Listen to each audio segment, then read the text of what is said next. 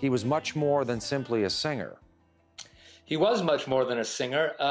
It's a very sad day. I've just come from the Market Square in Kingston, and people are lining up signing the book of condolences, and I got halfway back to campus, and the bus drove by, and it said, "We'll miss you, Gord."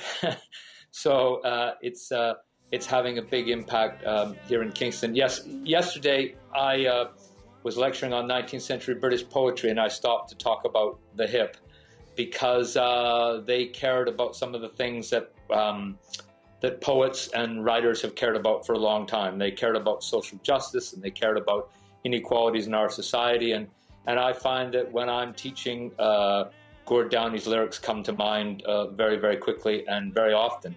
Often I have to stop myself from going on about what I think is a great band. And you use this to teach students, of course, some of whom may be familiar with the hip, some of whom may not be familiar with the Tragically Hip, of course, and yet the lyrics and the poetry still resonates.